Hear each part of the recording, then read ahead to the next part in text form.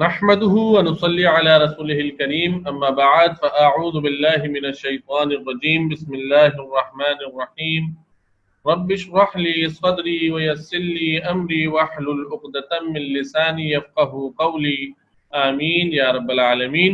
السلام علیکم ورحمۃ اللہ وبرکاتہ۔ الحمدللہ ہم نے پچھلی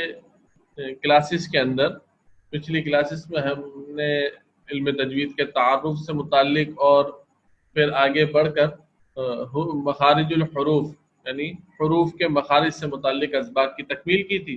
آج انشاءاللہ صفات کا کچھ مختصراً بیان کریں گے، پھر انشاءاللہ قاعدے کی تختیوں کو پڑھتے جیسے جیسے جائیں گے اور جس تختی سے متعلق جو قاعدہ ہوگا اس کو وہاں پہ ذکر کرتے ہوئے باقی قواعد کی بھی انشاءاللہ تکمیل کی کوشش کریں گے۔ تو صفات کے ابتدائی جو کہ قاعدے کے ابتدا میں جن کی ضرورت پڑتی ہے ان قواعد کی کوشش کریں گے کہ آج اس کو مکمل کر لیں۔ حروف مستعلیہ صاد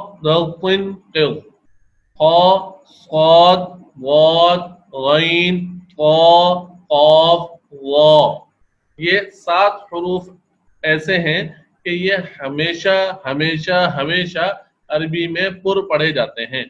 صاد ضاد غین قاف واو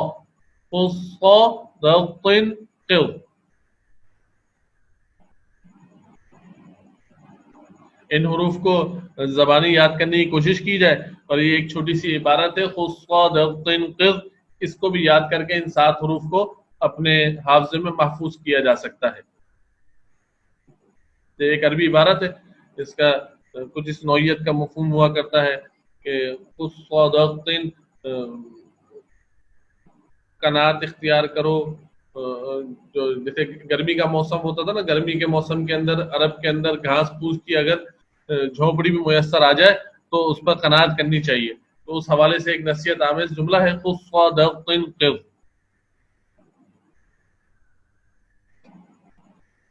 پھر حروف قلقلہ قاف قا با جیم دال، قاف قا با جیم دال، یہ حروف قلقلہ کہلاتے ہیں۔ ان کے لیے ایک قطب جد یعنی بزرگی کا مدار، تو قاف قا با جیم دال، یہ 5 حروف قلقلہ کہلاتے ہیں اور یہ ساکن ہونے کی صورت میں قلقلہ ہوتے ہیں۔ انشاءاللہ جب ہم ساکن حروف کی تختی پڑھیں گے تو وہاں پر اس کی اور دیگر تفصیل آ جائے گی، لیکن یہ ایک گروپ ہے، اس کو یاد کر لینا چاہیے ابتدائی اسباق میں، تو انشاءاللہ آگے کے اسباق میں فائدہ دیتا ہے۔ تو قاف قا با جیم دال حروف قلقلہ 5 ہیں، قاف قا با جیم دال، ان کو یاد کر لینا فائدہ دیتا ہے۔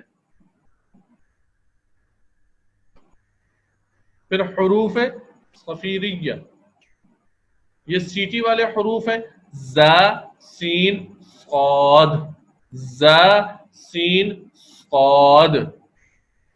پھر اس کے ساتھ نرمی والے حروف ف ذال وا، حروف لغویہ ہم نے مخارج کے اندر ان کو پڑھا تھا، ف ذال وا ف ذال وا، تو یہ 3 حروف نرمی والے ہیں۔ ان گروپ کو بھی یاد کرنا آگے کے اسباق میں فائدہ مند ہوا کرتا ہے۔ اب اس تختی کو دیکھ لیں کہ اس کی ترتیب ابھی بدلی بھی ہے، انشاءاللہ اس کو اس کی اصل ترتیب پہ ہی پڑھتے ہیں، لیکن یہاں پہلے ایک بات سمجھتے چلیں تو انشاءاللہ اس تختی کو پڑھنے میں آسانی ہوگی۔ دیکھیں الف اور حمزہ، الف اور حمزہ، الف اور حمزہ، یہ الف حمزہ جو ہے اس کے علاوہ اگر ہم دیکھیں کہ با الف زبر با، تا الف زبر تا، تو یہ با تا تا حا خا را زا قا غا فا ہا یا، یہ تقریباً 12 حروف ہیں با سے لے کے یا تک۔ یہ ایک الف کھینچ کر ادا ہوتے ہیں، ایک الف با تا ثا حا خا را زا قا وا فا ہا یا. اور اس کے علاوہ جن حروف کے ناموں پر مد لگا ہوا ہے جیم دال ذال سین شین صاد ضاد عین غین قاف کاف لام میم نون واو. یہ حروف جن پر مد لگا ہوا ہے جن کے ناموں پر تو یہ خوب کھینچ کر ادا ہوتے ہیں. یہ خوب کھینچ کر ادا ہوتے ہیں. تقریباً 5 الف کے برابر ان کو کھینچا جاتا ہے. جیم دال. ایک الف کی مقدار کتنی ہے؟ ایک الف کی مقدار ہوتی ہے 2 حرکت کے برابر. جیسے با زبر با با زبر با بابا. تو جتنی دیر میں بابا بولا جائے گا اتنی دیر کھینچا جائے گا با.